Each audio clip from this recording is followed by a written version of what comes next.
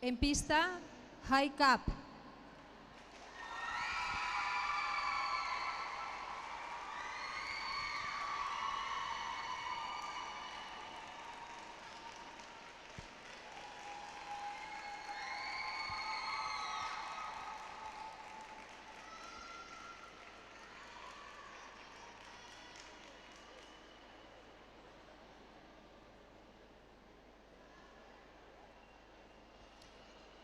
Confía en tus ideas. A veces, la solución más sencilla y sorprendente es la más efectiva.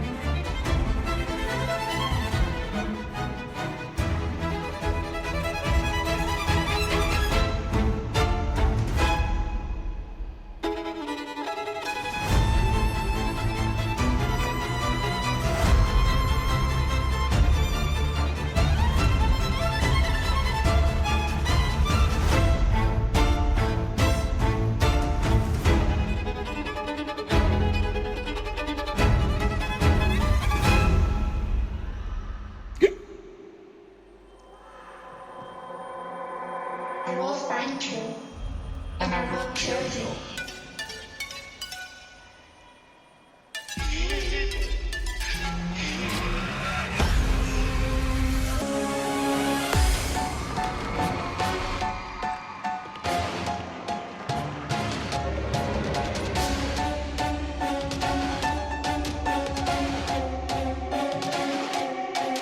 Bring around the rock, sleep, pocket full of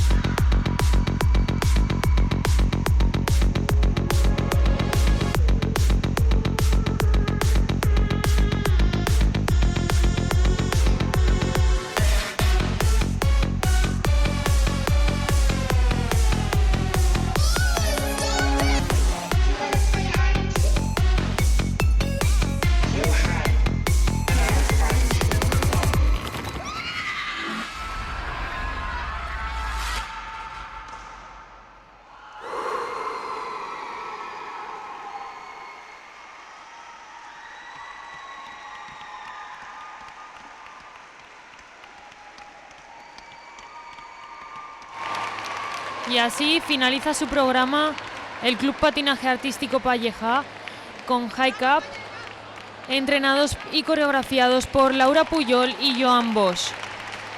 Representan que la protagonista tiene hipo. Sus compañeras durante todo el transcurso de la coreografía tratan de probar todo tipo de soluciones para que se le pase.